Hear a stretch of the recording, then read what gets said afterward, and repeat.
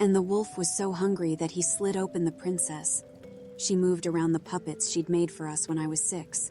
The ones that were all dusty and ripped. Nobody had touched them in years. But the princess was strong and wouldn't die, so the wolf tried to run. My little sister Abby was enjoying all of it. She had no clue that Mum was going through something that seemed like an intense manic episode. "Make the wolf come back," Abby shouted, and Mum smiled. "Mum," I started, but my voice broke off. She kept moving the dolls, and I stopped listening to what she was saying. We'd been inside the basement for hours watching the puppets and listening to my mother changing her voice.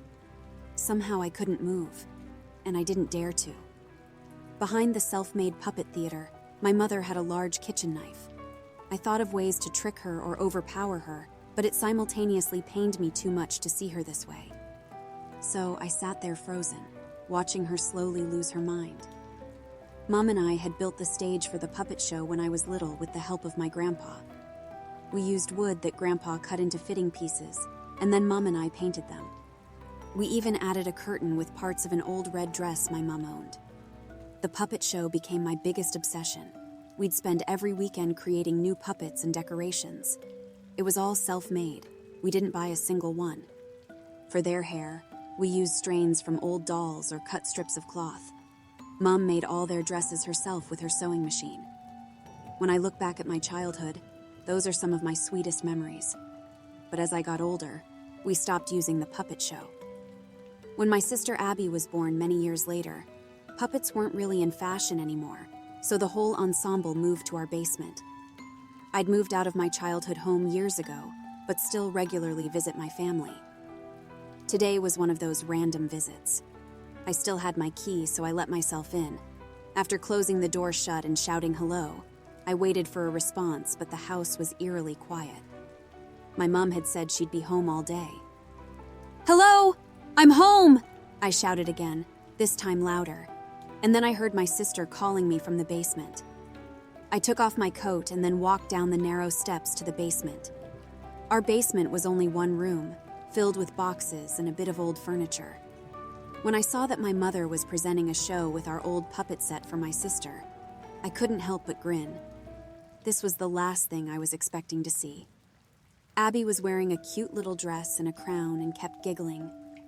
"What's going on here?" I said in my best older brother's voice.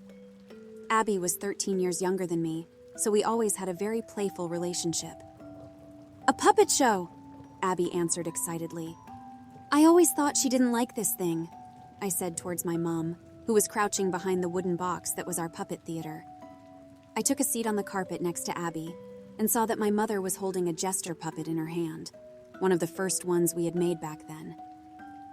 "The princess demanded a show. Who am I to resist?" she said in a deep voice, and Abby looked at me and nodded. The nostalgia immediately hit me, and I stayed there, watching the little show my mother put up for us. It took me a little while, however, to realize some of the stories were specifically directed at me. She switched the jester with a witch and changed her voice again to make it sound more rusty and creaky. "The prince is here, and he thinks he can simply join us after he just left this home. He doesn't belong here anymore." The prince was the puppet my mother had specially made for me back then. The wooden theater was big enough that my mother could crouch behind it and disappear completely. But suddenly I saw her peeking at us from the side. Our eyes met, and I felt a knot in my stomach. Something about her seemed off. I looked at Abby, who didn't seem to notice a thing. Suddenly, my mother dropped the puppet of the prince and continued a whole different story as if nothing had happened. This is the story of the frog and the witch who could not make a wish. The frog was purple, the witch was orange. Colors are fun, and numbers are too. I looked at my sister and whispered, "Is she running out of ideas?" Abby giggled. "I like it." Abby was 5. I think she didn't care what the fairy tales were. She just liked looking at the puppets. I had no idea how long those two had already been in the basement before I arrived, so at that point I thought my mother might simply be a little fatigued. She continued the nonsense story for a while, and I sat there and watched. Not because I cared about the tales, but because it felt wrong to go upstairs. In a way, I felt glued to that strange show. This went on for what felt like hours. At times, the story and her voice were clear and coherent, but then it became odd and dreamlike again. There were moments when I actually thought I wasn't awake. When the strange story was done, my mother peeked at us from the side again. She disappeared a second later but left a mark on the side of the box, a bloody handprint. Then she held up the puppet of the jester with one hand. With the other, she held a large kitchen knife, making it look like the jester was cutting around in the air. "Mom?" I nervously asked, but she didn't respond. "Mom, are you okay? What's with the knife?" "We collected lots of props because we thought we might need them," she said in a high-pitched voice I'd never heard before. She kept ignoring me and put on a new puppet to continue with a different story. I can't say how much more time passed.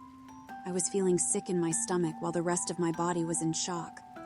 I had never seen my mother like that before, and I simply couldn't move. The wolf took the clothes of the little girl and went to the forest too. After 3 or 4 more stories, I decided it was time to end this. "Hey, Abby, should we go upstairs and get a snack?" I asked her, trying to find a way to remove her from whatever was going on with our mother. "No!" my mother shouted. She put both of her hands on the stage and lifted herself up, showing us her face. Her eyes were twitching and her mouth was formed into a big smile. "The show is not over yet. The princess wants to see the show." I turned to my sister, who started looking a little afraid. She was only 5 and probably couldn't grasp the odd situation, but she was starting to notice that something was off. "Okay, why don't we take the show upstairs? I can carry the puppet theater up and we can sit on the sofa," I suggested. My mother stayed silent for a while. I slowly got ready to get up until Mum started speaking again. "I have one more tale to tell. This time it is about a prince." She looked up from the box for a few seconds, staring at us with an intensity I'd never felt before. When the prince was only a kid, he lost his father, the king. The king had been very sick, and when he could not live any longer, the prince was very sad. So the queen found many ways to distract him and make him happy. And one day he became better. So did the queen, and she found many things to do, though she never found another king. She didn't need one. The two of them had each other. She stopped for a moment, and little Abby started squeezing the fabric on my leg. She turned her face towards me, and I noticed something I hadn't seen before. Abby had a cut on her left arm. Had my mother done that to her with that knife? My breathing became heavier. I thought about jumping up as quickly as possible, grabbing Abby and running upstairs. My mother wasn't the youngest anymore. I could have overpowered her, but she did have a knife, and I didn't want Abby to get in danger. But if I could outrun her. But then, one day, there was a princess, and she was the sweetest thing she'd ever seen. She continued the story, her voice getting louder. She let the queen fall and grabbed the jester puppet again. The jester said to the prince, "Be aware. The princess might look sweet and nice. It might feel as if you've known her your whole life." Finally, something clicked inside of me. "Can I join the show?" I asked, as I very slowly got up and moved toward my mother. She didn't stop me. I grabbed the puppet of the wolf, but I had no idea what to say. Behind the box, I finally saw my mother in full. Her skin had lost all of the color, and while Abby had one cut on her arm, my mother's body was full of them. Her clothes were ripped and everything was stained with blood. I looked down at my own lap. Blood was staining my pants, but the pain wasn't registering in my brain. She kept going on with the show, her voice getting weaker. The jester danced around and kept performing. She hoped the prince would not come home because she knew, if the show stopped, the creature would slaughter them both. I saw her eyes that were filled with fear and regret. She tried her hardest to continue, but couldn't help it. "I'm sorry," she whispered. "She tricked us both." Then she passed out of exhaustion. "It's okay, Mom." I held back my tears. "You tried your best." I grabbed the puppet of the jester and continued the show.